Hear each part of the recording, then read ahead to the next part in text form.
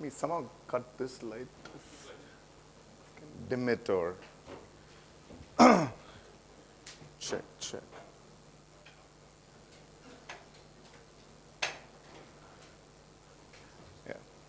Yeah, that light should go. Yeah, it's fine. Yeah, thanks. Check. I remember somebody going on the mic and saying check, DD, Challan, draft, and a few other things. So Rahul, thanks so much for that enlightening session. Learned quite a bit. So even before I begin, let me introduce myself. My name is John. In fact, I don't know whether you got to hear my full name. You will never forget me for life. You will never ask that question, what was his second name? You will never ask that question. So I grew up with a lot of names. Some of the names they called me when I was in school was John Square, John to the power of 2, King John II, John the Baptist. I heard a lot of names, but there was one question for which I had no answer, and that question was, John, what would happen if you get married and if you have a son? What would you call him? Would it be John Cube, John to the power of 3, King John III? What would that name be? So I said, guys, relax, I'm still only in school. Let me see if there's one man in this world who's willing to give his daughter in marriage to me. Let me see if that man and the woman who I'm going to get married say yes. And let's see if we get children. And if you have children, if you have a son, then I'll let you know what the name would be. So as time went by, one man decided to give his daughter in marriage to me. That girl said yes. In fact, both of them are regretting that decision. No.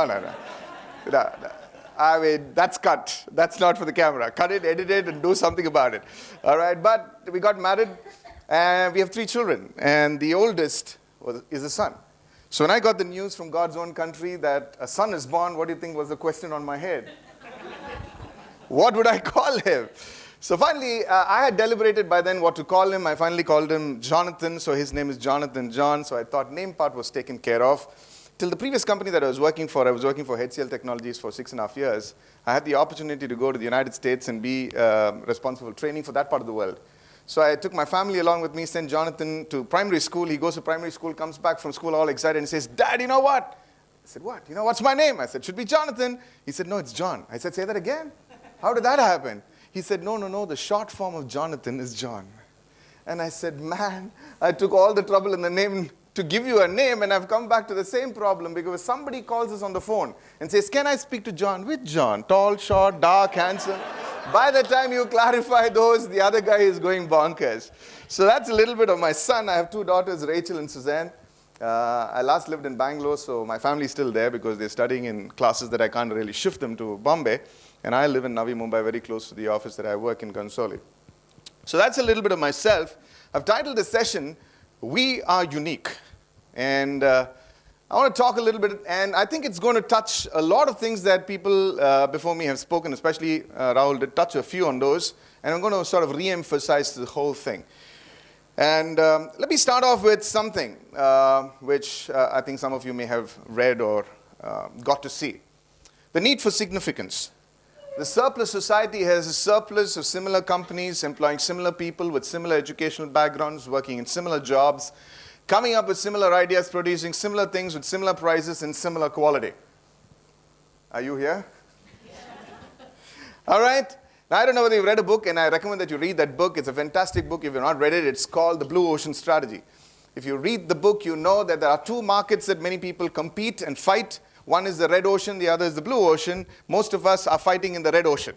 That is somebody already there, you're also in there, okay? And you try eating the pie. What you and I need to do is to get into the blue ocean where nobody is there and create a market for yourself. And therefore, if you really look at the world around us, there seem to be everything similar to one another.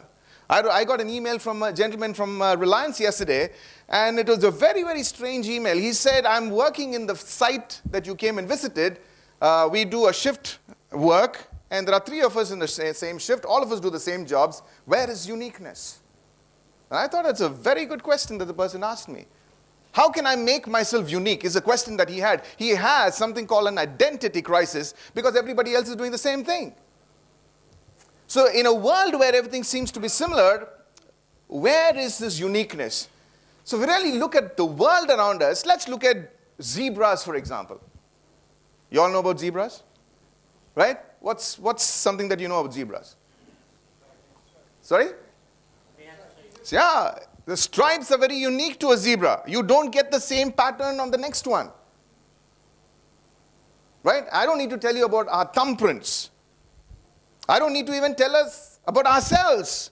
You may have siblings in your house. You may have 3 or 4 of them in the house, but one is certainly different from the other. Sometime back, there were Iranian twins. I don't know whether you've heard of them. 2 co-joined in the head. Remember that? Created a wave, but they wanted their head to be severed and cut so that they would die better as individuals rather than be co-joined. So in a world where we're looking at all of this, I think it's very important for us to understand that there is only one John K. John in this world today. I mean, there has never been one before. There will never be one after. You might look at me and say, this guy's getting arrogant. No, this is factual. There'll be somebody who will tell you, I don't know, you'll probably have friends. If you have friends like this, you'll probably need to look at the person and tell the statement, why do I need enemies when I have friends like this? And the statement they'll tell you is, John, hey, there are 7 guys who look like you. Have you heard of that statement coming from some of them? Right? But let me tell you, there is just one John K. John. I don't know your names, but one person like you. And I'm sort of telling this statement, there's only one John K. John with that kind of authority. You know why? Because God never repeats mistakes. There's one guy, and that's it. It can't be another. So you got to look at yourselves and tell yourself, there's nobody like me. Because uniqueness is something, I believe, is a gift of God. We need to understand that. I know many people who have such a problem of accepting who they are that they want to be like somebody else. Now, you may not be able to talk like me, that's all right, but I'm sure I can't do something that you do so beautifully. And we need to accept that we're gifted differently, we're created differently, and when we come together in a team and work together in the team, what I can do, you can't do, what you can do, I can't do, and that's how we fill the gap. And that's the beauty of working together. So if you really look at it, I mean, the same thing with leopard spots or cheetah spots. If you really look at it, it's just incredible how they're so very unique. The patterns don't repeat. And therefore, I believe we're all unique. And to help us understand this further, I like my favorite motivational speaker is a gentleman who was in this world, but he's passed away. His name is Zig Ziglar. Have you heard of Zig Ziglar? Some of you probably have heard of Zig Ziglar. He was America's finest motivational coach. At one point in time, at the peak of his career, he was the greatest sales coach in the United States. I mean, he's a fantastic, if you haven't listened to him, pick up some of his CDs and read some of his books. He's just incredibly brilliant. He, in fact, said a couple of things which I think I'd like to tell you right now. He said, every third person in this world is either extremely beautiful, wonderfully creative, or extremely handsome. Every third person in this world. Now look at the person to the left of you. Go ahead.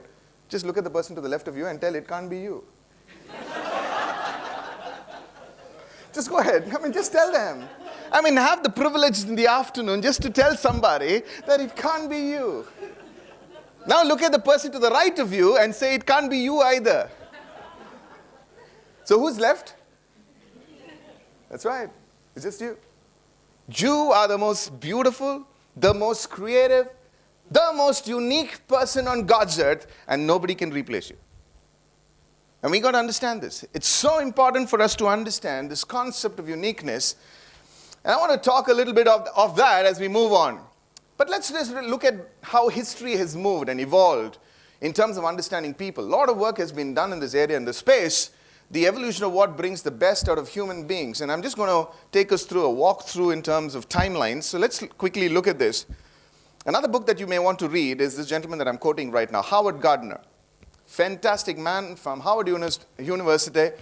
Did a lot of study and finally came up with this theory called multiple intelligences. He did so much of research in this space that even his theory was not accepted very easily in the United States. Let me just help us just understand this. Even today, how do you differentiate your son or daughter in a particular class?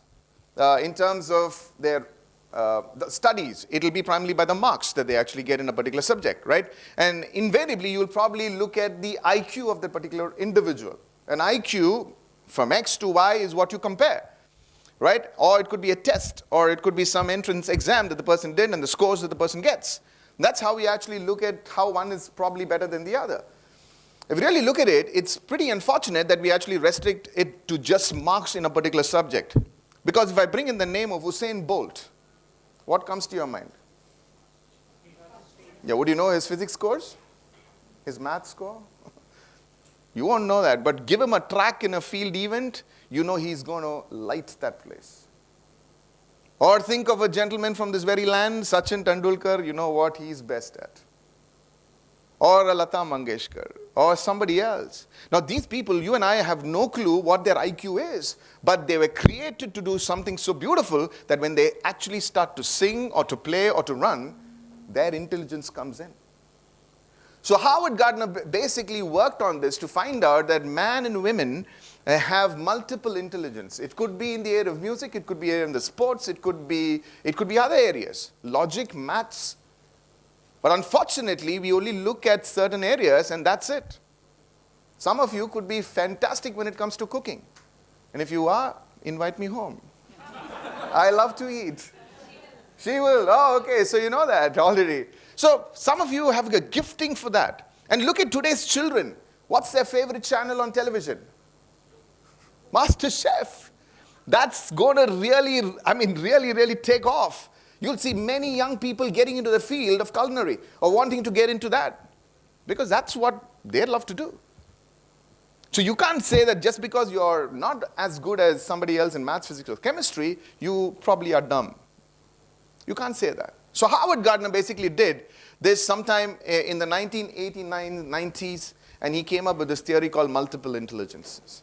Going forward, there was another move that happened initially in Europe, and then the wave caught in the United States, and that was by a gentleman called Dr. Daniel Goleman. All of you probably have heard of Daniel Goleman and his study in terms of emotional intelligence. What he found out was that in his research, he found out that for you and me to be successful, IQ alone is not going to take us to the top. It has to be IQ plus EQ, where we have engagements, we have networkings, we have partnerships, we have social interactions with people. And look at your lives and my lives. In your role as a manager or leader, how much of IQ do you use as compared to EQ? Right? You use your networking skills, you use your social skills to get things done through other people and through your team, and that's how things get done. Yes, you need your SME, you need your subject matter expertise, you need your IQ, but that's not it at all. And therefore, Daniel Goleman, even today, the sweep is so strong that we are still talking of emotional intelligence as being a differentiator today. That's Daniel Goleman. And then after some time, what happened was another gentleman by the name of Marcus Buckingham. This is another thing that you probably can read. It's a great book, Strength Finders 2.0. He came up with this theory of something called Strength Finders. If you really buy the book Strength Finders, some of the books will also give you a free access to actually get your questionnaire done, which will throw up your top 5 strengths as an individual. And his theory was very, very simple. He went on to record to saying that don't worry about your weakness, just focus on your strengths. Don't worry about your weakness. Remember when we were studying in school or college, we had 5 papers or 6 papers to study. You would obviously score well in all 5 or 6. You'll probably do well in 5, and there was a subject called maths. You'll probably bring your scores down, all right? Or for some of you, it could be a language or English, right? So Marcus Buckingham basically goes on to say that, hey, don't worry about the English or the maths paper that's pulling you down. Focus on the subject that you're doing extremely well, because invariably your career progression will be that area that you're doing extremely well, not that area that you're actually doing badly. Look at your careers. If you've done well in school in a particular subject, that possibly is the area that you're actually focusing your life today on in your careers. Very few take a deviation or a shift from what they were good at to something else in terms of their profession. Right? So Marcus Buckingham came up with that in 2001, 2002. Then my favorite guru in terms of leadership, and one of my favorites, is a gentleman by the name of Ken Blanchard. I'm sure you've heard of Ken Blanchard in a lot of management books. One of his favorite, or my favorite, is a 1-minute manager. You have situation leadership, all coming from the same gentleman. Ken Blanchard, the authority on leadership and teaming, brought in something around 2008, 2009 called passion assessment. He said, it's okay to find the strength, but I want to understand what's your passion. How many of you have seen the movie Chariots of Fire? Anybody seen the movie Chariots of Fire? Talks about a runner, his name Eric Liddell, was the fastest man, very much like Usain Bolt in the 1920s. Ran for the 1924 Olympics in Paris. He was from Scotland. And he actually ran a race in 1924 for England at that point of time, from Scotland. And he represented England. And he was called the Flying Scot. He was so fast that he would leave everybody else behind. So much that he would have a lead like, I don't know, I've never seen in my life. He was that fast. Lightning quick. Right? And in that movie, something happens to Eric Liddell in the sense we were talking, Rahul was talking of principles and values, and somebody else I think spoke about iceberg. One of the principles of Eric Liddell was the fact that he'll never run a race on a Sunday. He said, Sunday is God's day. I will not run a race on a Sunday. He takes a decision like that. And unfortunately for him, the 1924 Olympics comes, prepared for 4 years. They come and tell him just 3 months before the Olympics, Eric, your heats is falling on a Sunday. Now, let's just get into a dialogue. If that happens to one of us, what would we do? Exception. Thank you. God, one Sunday, please, let me just finish. I will attend the evening service. I'll finish the race in the morning. We will get into the dialogue. This gentleman said, no, that's my principle. I've taken a commitment to God. I will not. He takes it. And his manager gets mad. He says, what's wrong with you? You're running for a country. You've got glory for England to actually look at. He said, sorry, I can't. I've made a decision. And now they don't know what to do. So the next fastest runner is another gentleman from England. His name is Harold Abrahams. He runs for England, and thankfully for England, England gets the gold. Harold Abraham gets the gold for England. So they don't lose anything. But then Eric, he's now practiced for 4 years to run the 100 meters. He's now left in the lurch. One of his teammates, understanding Eric's situation, comes to Eric and says, Eric, I know your situation. Why don't you run the 400 meters instead of me? How many of you run in school or college?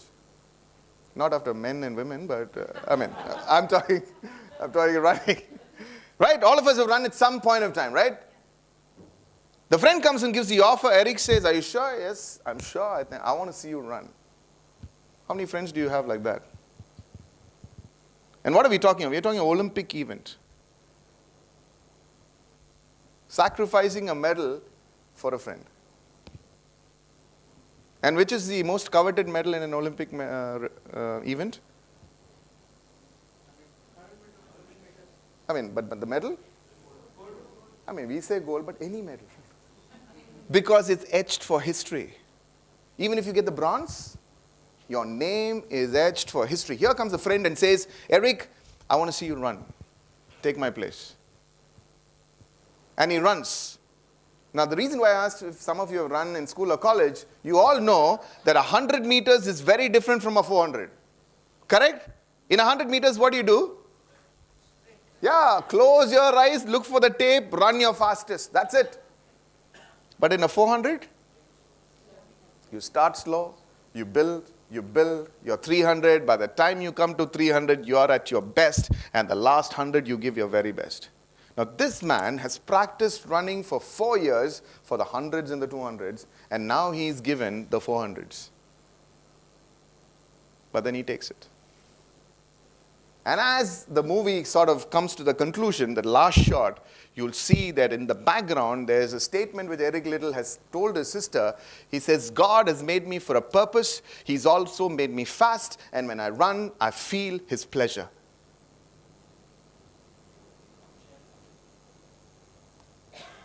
And God has made each one of us for something, but when you do that something, you will not only feel your very best, but you'll also give him pleasure.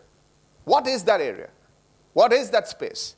What is that passion area where you're saying, if I'm in this area, I'm the most satisfied, my best will come out when I actually get into this space? What is that space?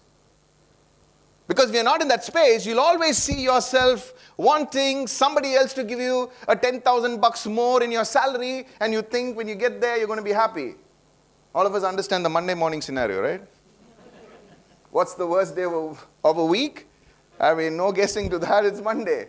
right? So you think that so if Reliance gives you another $100,000 more on your current CTC, you're going to be happy there? Let me tell you, no, because the Monday will come there also. What will make you happy is if you're working in your area of passion. That's what you need to get to. So he worked on this, and my boss, who's currently the CLO with Reliance Industry, at that point of time he was with HCL, developed something for HCL at that point of time. He called it the Employee Passion Indicative Count. So what we did was we administered a questionnaire to find out what are employees passionate about. Which area would they be wanting to work? And we then gave that report to every manager so the manager would know what area is my team member wanting to work in.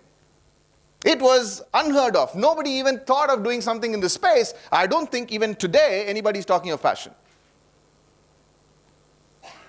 And we need to understand that. We need to get to understand employee passion. So building on that, let's just move on and understand a few things. Just to understand what passion is, it's a state of mind when it is powerfully acted upon and influenced by something external to itself. And if you can probably go beyond, I'll skip this, but let me just talk a little bit of our current chairman. Some of you know Gujarati, so you probably understand that. That's not English. That's actually Maja Aveche. I'm told that he and his father, in the early days of Reliance, would go to different sites of Reliance, and this is the standard term that they would look at an employee and ask, Maja Aveche. And what does it mean? Are you enjoying your job? So if your CEO comes to you and says, Maja Aveche today, it better be yes.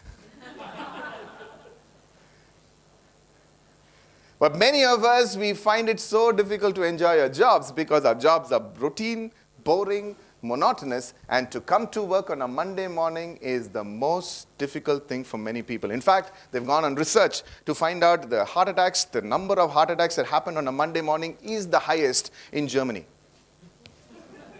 Seriously.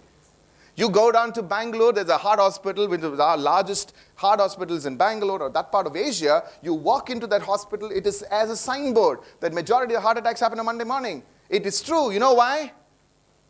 Because after a beautiful day called Saturday and a wonderful day called Sunday, to come back to routine is the most difficult thing for many people, especially in the West. Because in the West, they just enjoy their Saturdays and Sundays. In Reliance, we work on Saturdays. Some of you are off tomorrow. I envy you guys. But we work 6 days. In one way, saves our heart.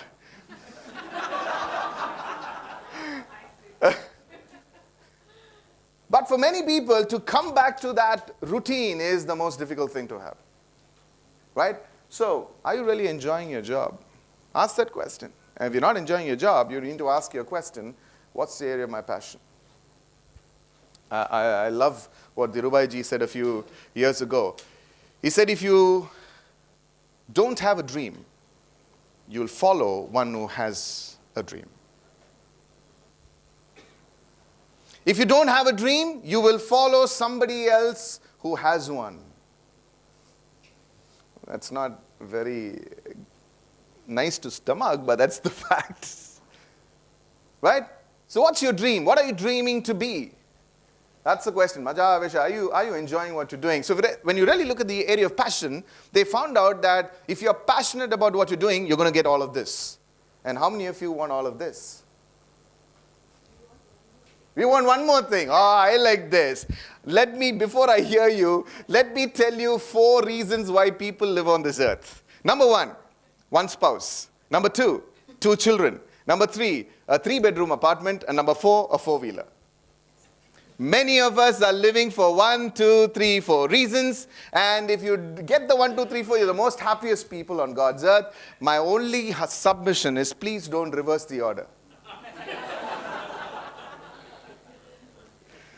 And then they built a 5, 6, and 7. And that's what I think you're coming to. A 5-week work week. 6, what would that be? 6-digit salary. Possibly, and something 7. So let me, what were you wanting to talk about? Health is there? There should be wealth also. Okay, let me tell you, if you get this, you get your wealth automatically.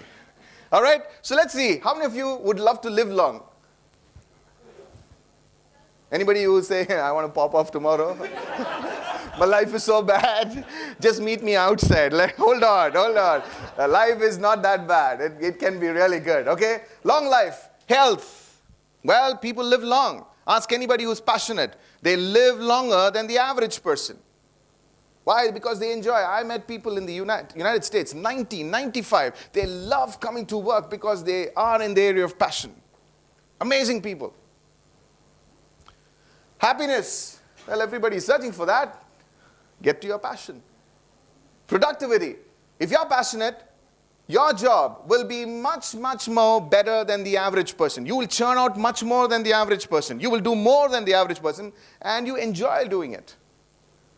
And the last one, which is what I like, it's got two connotations to it. One is reproductivity. Reproductivity in the sense that you're not satisfied being passionate yourself. You will raise others who are working with you to be either better than you or as good as you. And medically, there's another angle, and that's what research says, that if spouses, if a husband and wife, one of them are passionate, and if they don't have children, chances of them having children is that much more higher. If one of them is passionate. That's the medical side of it. So all of us love to get these areas. And the crux... We always want our own, the way we work, the way we want. Yes, it's really hard to Yes. Yes. But, yeah, that's a good thought. We'll come back to that. Let's really look at it. So, when you really want something and you're passionate about it, you will get it done. Look at your life. Yep. You really want to do something, you'll get it done. And passion can hurdle and scale mountains. You can rely on your skills to build your passion in your life. I know the environment needs to be created. I know a lot of things has to be there.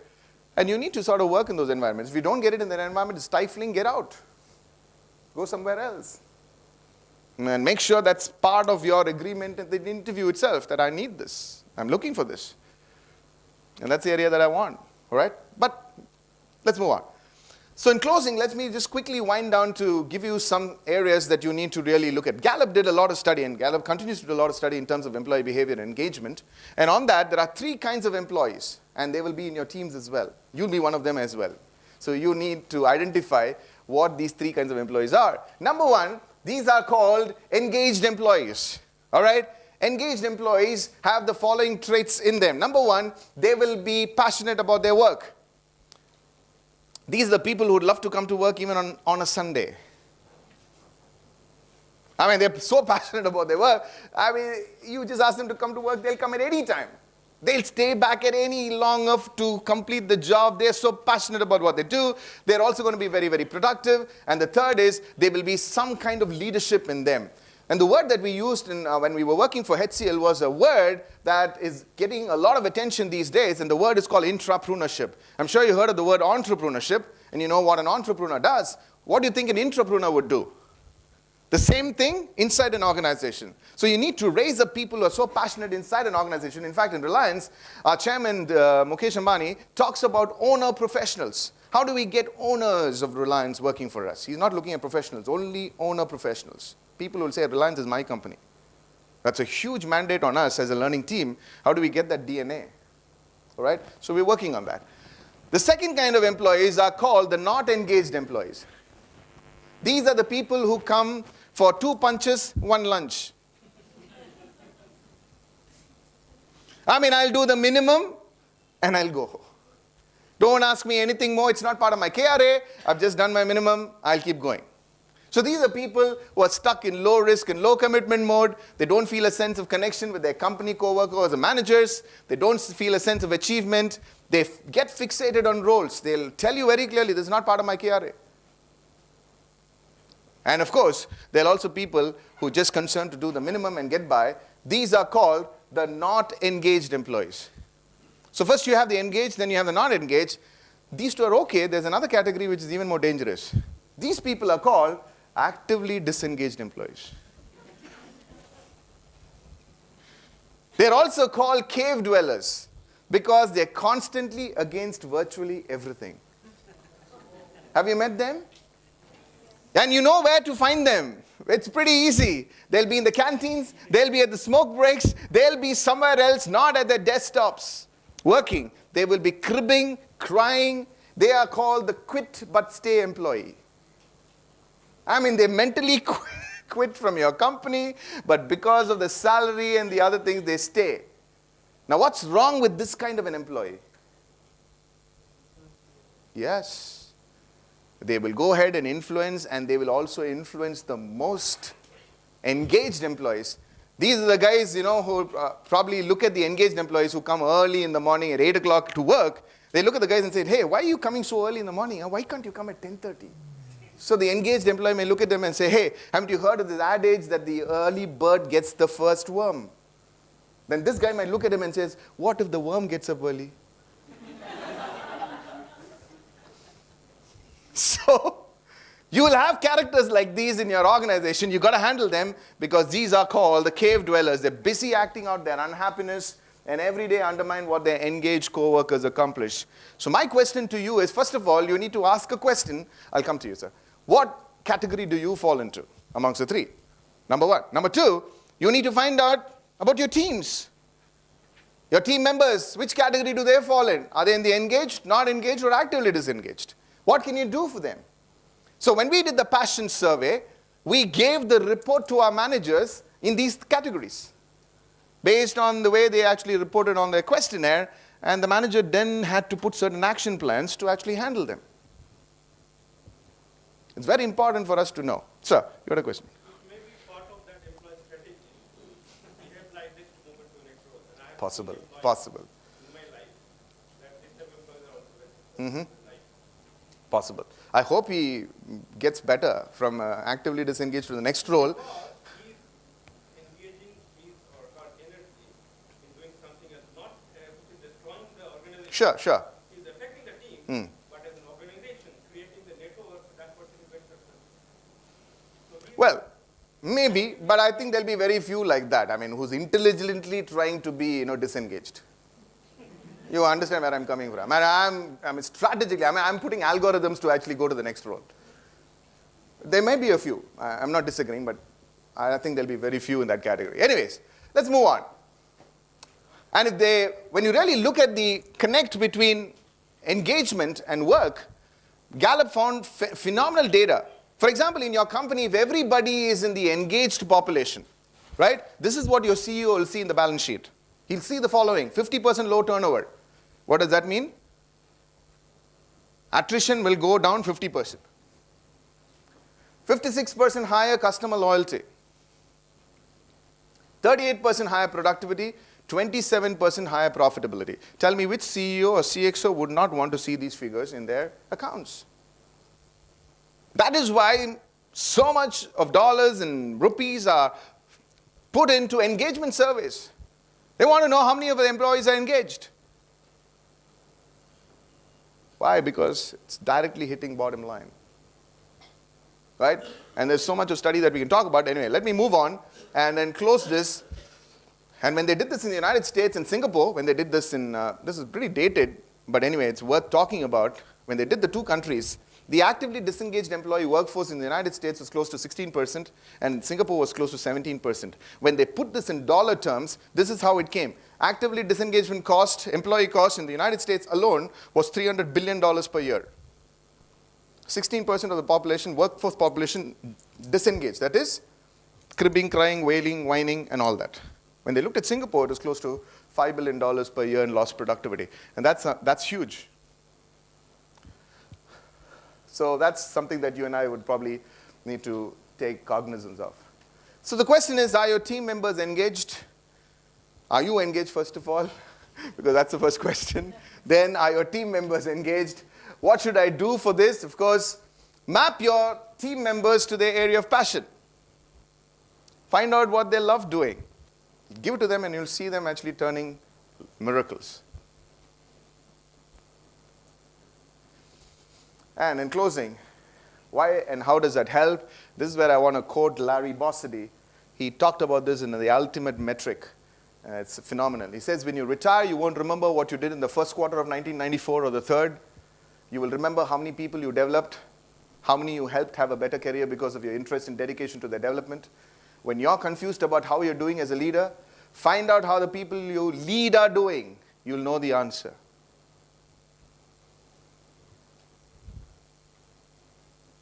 I think that was incredibly phenomenal. Right? Like somebody said, no one in their deathbed, when people were interviewed, no one in their deathbed ever said, I wish I worked a little extra harder that 1 quarter. They all said, I wish I spent a little more time with my wife, my children, my family, my friends, my community. So how are you looking at life itself? Is it the 1, 2, 3, 4, or it's beyond that? What's your purpose for living? So those are tough questions, but we need to handle them. And with that, as I think Rahul already touched, be yourself. God has made us unique. Don't die a cheap copy. Each of us are unique, and that is what you and I need to understand. And when we understand our uniqueness and bring that uniqueness to the workplace, and you put that uniqueness together, something beautiful happens. And tomorrow's and next level of leaders who are going to be successful in the world tomorrow are going to be leaders who are going to use diversity extremely well. Diversity in thought, diversity in approach to doing things. Diversity is going to be key because no one person is going to do the same activity just the same.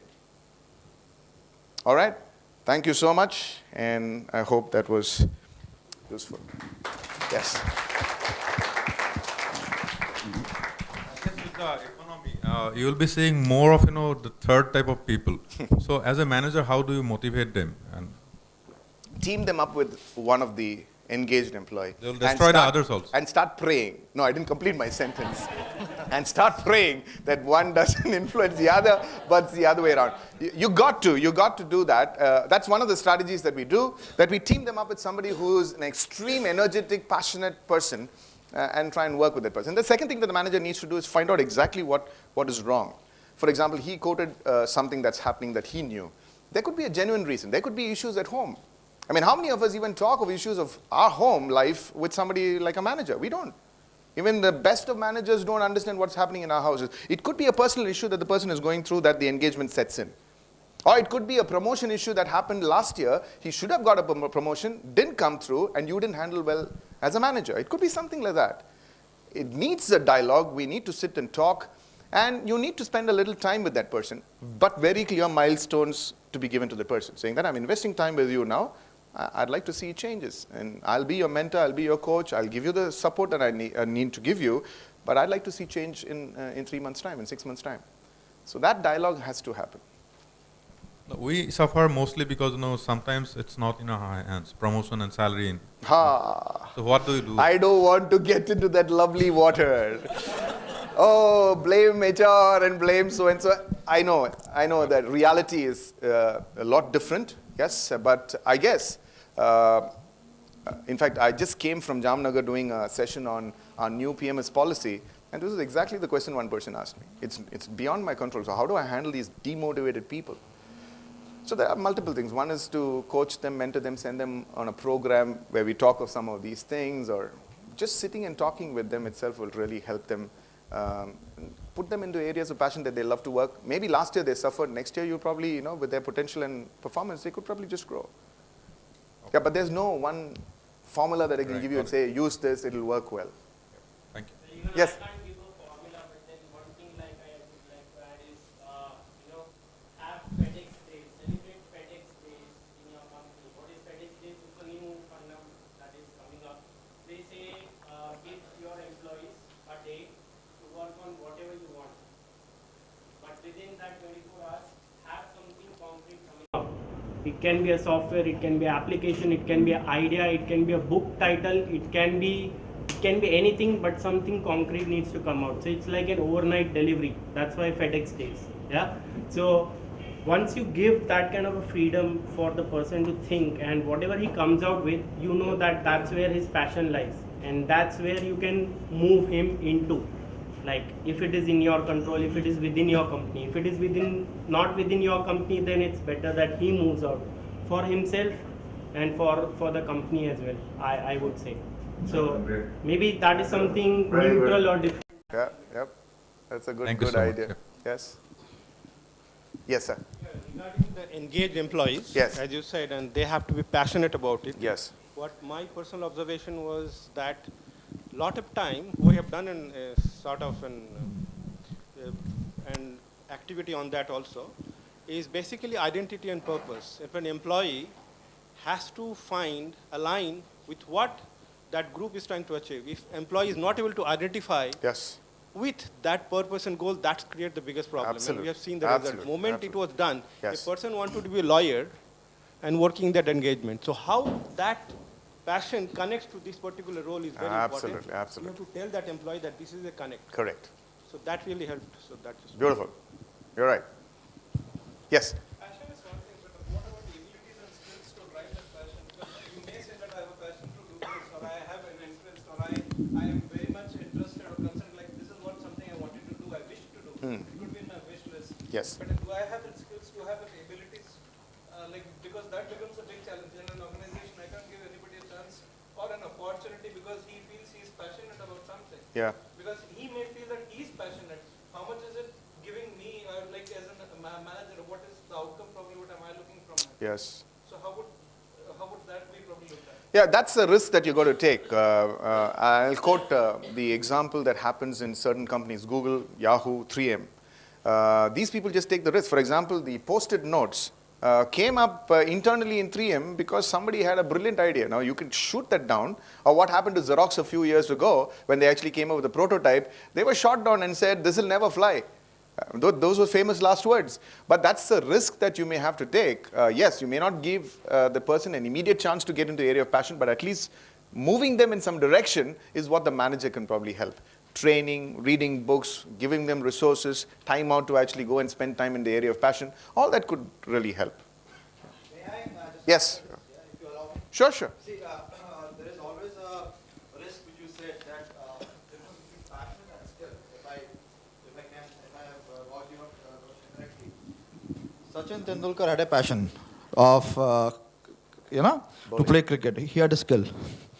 If he had a passion of singing, and he doesn't have the skill, that would have been disaster. So that's where this a book which was Strength Finder, which will combined with Passion Finder will definitely help you out. But your question is very true, that most of the people, and you see we are in Mumbai, most of the strugglers in the film world, they are passionate about acting, but they are struggling throughout life. Yeah, many of them because they've not found, maybe resources is one thing, but many of them, they've not yet known that they have the skills. Yeah. Good. Yes. As a manager, you lots of multitasking and the client interaction, managing team, another one, I think your mic is off. So, do you think that and if we really have to follow our passion, we should take that challenge of deviating from our current job profile and to actually point down what are the things you really love and are Yeah, passionate let me take my own personal example here. I was a shy, introvert, last row kind of a guy, right? Yeah. So if you tell me to come in front, that's the last thing I wanted to do. But I have a gift for singing, so you can't sit there and sing. You had to come here. So that was my first move forward. So you come and tell me, sing, John, no problem, I'll sing. But then what happened was, soon they started saying, John, tell an introduction of the song and then sing. Singing was all right, introduction, I'll faint. Because now I had to think about something to connect with the song. Then slowly I moved into that. And because I was in HR, I had a natural inclination saying, hey, I hate paperwork. I want to connect with people. And every time I got an opportunity, I would leave paperwork and come and stand here and start talking. And over the years, it's like our two zones that we live in. We live in a zone called comfort, 60% of the time, but growth and learning happens in another zone called courage. And you got to take that step of courage, right? So sometimes you may have to look at the aspect and say, am I actually like that frog in the well syndrome? That the water is boiling, it might kill me if I don't do something. So you got to take that choice yourself. So sometimes I took a choice. HR, enough. Paperwork, enough. I want to move into my area of passion, which is learning and development, and I moved. So 2003, I took that decision consciously and said, I'm moving out. So I took that personal decision. So sometimes you may want to do that. And within learning and development also, for me, the liking is to do this. You give me a bunch of paperwork, Excel sheets, I'll faint. Right? So I got to then develop a team in the team, one person loves Excel sheets. What do? I say, thank you for being on my team. Yeah, go ahead and do it. But I'll go and do what I love doing my best. So that person loves what Excel sheet she or she is doing. I love what I do. You see? That's how you got to build your team. Yes. Sure. Both questions are actually interrelated. What I'd like to add is there was this Shishya, it's an old story. Pupil who asks his master that where there is a will, there is a way. So everyone is willing so many things. Then everyone is not getting all of that what he wills. So how does this quote really fit? It's untrue. Where there is a will, there is a will. That's untrue. So master says, okay, I'll do my prayers in the river early morning. So you come there and I'll explain you what it means. So the pupil goes there. Master does his prayer and then calls the pupil in water. And he tries to drown him. Forcefully, he keeps him underwater a very long time. Initially, pupil does not react. He is just shouting and saying, hey, master, what are you doing? But when it came to his death, he pushed the master and said, go away. What are you doing? I would have been dead. Then master said, if you will like you are willing to live, that's when you get the way. And that's what is the difference between like or will and passion. If you are passionate enough about something, you will acquire your skills and your knowledge and whatever it takes in this world. But then you got to realize that spark or that passion. Yes. Once you have that, I think you will do whatever it takes and it will automatically happen. Yes. Because once you will that strong, God makes things happen. Yes. Beautiful. In fact, you can look up, my boss has done a TED Talk, TEDx, recently in Chennai. He's talked of a subject called personal branding. So look up on YouTube for Anand Pillai. He talks exactly on some of these lines. In fact, some of the things that I spoke also will be there. But he talked of this whole concept of personal branding, how important personal branding is. And that's something that you may want to look up. So TEDx or just even YouTube, Anand Pillai. I think we'll stop because otherwise it'll just go on. Thank you very much, John. It was a very insightful presentation. Thank you very much. Can I request Maoya Mukherjee and Prajakta to hand over a small memento to John?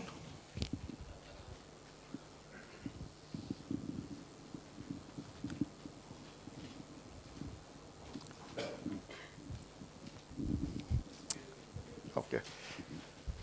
Thank you. Thank you. Okay, we'll slip in for a short 10-minute tea break, and further which we'll have Anand Chulani's session. Thank you.